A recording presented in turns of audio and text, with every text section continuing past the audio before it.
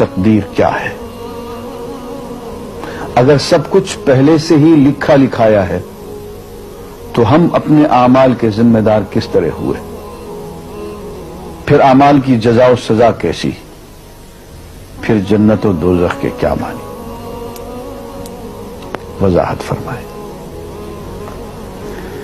بھئی سچی بات یہ ہے کہ اس سوال نے ایک عرصے تک مجھے بھی ستائے رکھا، اور میں سوچتا رہا کہ اگر واقعی اللہ تعالیٰ نے پہلے سے ہی سب کچھ لکھ دیا ہے کہ میں اتنے بج کر اتنے منٹ میں بیٹھ کے یہاں پہ ایک لیکچر دوں گا، یہ تقریر کروں گا، اتنے بج کر اتنے منٹ میں نماز پڑھوں گا، اتنے بج کے اتنے منٹ میں فلاں کو گالی دوں گا، فلاں کو تھپڑ ماروں گا، یہ پہلے سے ایک میرا شیڈول مرتب ہے اللہ کے ہاں، لکھا لکھایا پروگرام چھپا چھپایا موجود ہے، میرے کیا قصور؟ تو لکھنے والے کا قصور ہے؟ بات تو خطرناک ہے نا، بات تو خطرناک ہے نا۔ تقدیر کیا ہے؟ عربی میں اس کے لیے ایک لفظ لکھا جاتا ہے دینی کتابوں میں، علم اللہ السابق، اللہ کا علم جو پہلے سے اسے حاصل ہے۔ اللہ کو معلوم ہے کہ آج میں اتنے بج کر اتنے منٹ پہ اپنی مرضی سے، اپنے ارادے سے، اپنی آزادی فکر اور آزادی عمل پہ، عمل سے کام لیتے ہوئے یہ کام کروں گا۔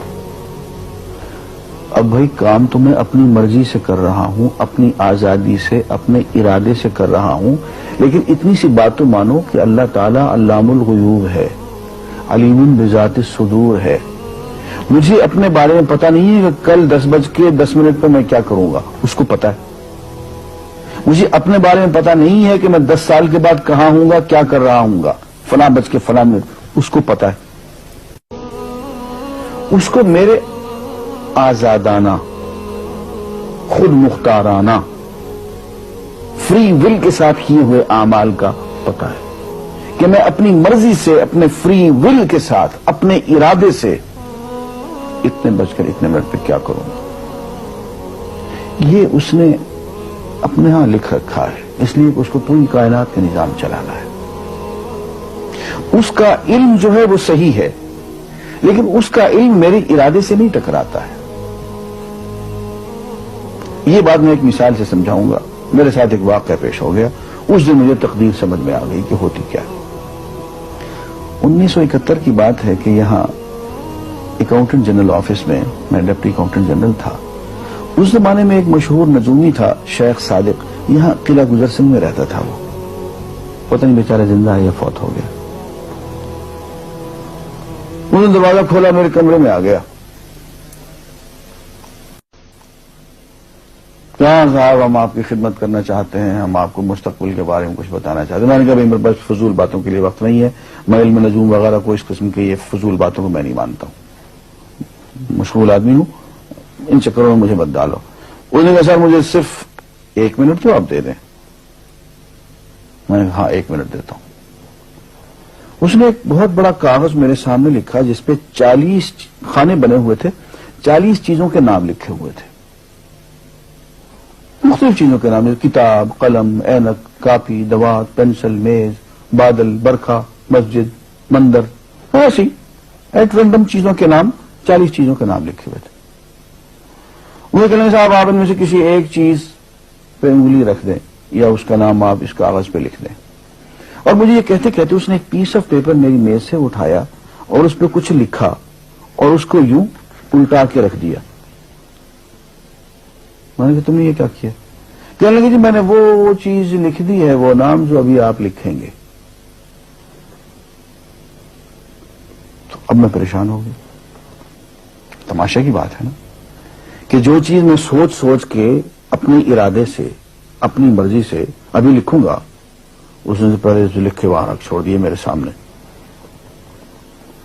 اب میں سوچ میں پڑ گیا کہ یار وہ چیز لکھوں جو اس نے نہ لکھی ہو، کبھی میں اس کا ارادہ کروں، کبھی اس کا ارادہ کروں، میں تنگ آ کے آخر میں نے کسی ایک چیز کو لکھ دیا، میری یہ ہے۔ اس نے جب وہ الٹایا تو وہ وہی چیز نکلی۔ اب پتہ نہیں یہ کیا چکر تھا اس کا، خدا ہی جانے۔ کوئی اس کا علم ہوگا، کوئی فن ہوگا، کوئی تک بازی ہوگی، تک بندی ہوگی کوئی. لیکن اس دن مجھے پتا چلا کہ یار اس کو جو کچھ میں نے لکھا ہے اپنے ارادے سے لکھا ہے، اپنی مرضی سے لکھا ہے، اس سے پابند ہو کے نہیں لکھا. کبھی اس میں انگلی لگاتا تھا، کبھی اس پہ، کبھی اس پہ، آخر چن کے ایک لکھا میں نے. لیکن اس بخت کو پہلے سے پتا تھا کہ میں کیا لکھنے والا ہوں، اور اس نے پہلے سے وہاں لکھ کے رکھا ہوا تھا. میں نے کہا یار ایک محدود علم والا آدمی میرے آئندہ کے اعمال کو اپنے ہاں لکھ کے رکھ سکتا ہے.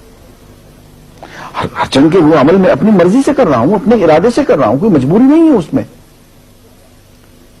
لیکن وہ میری مرضی والا عمل، میرے اپنے ارادے سے کیا ہوا عمل، پوری آزادی کے ساتھ کیا ہوا عمل، اس نے پہلے سے اپنے یہاں لکھ کے رکھا ہوا.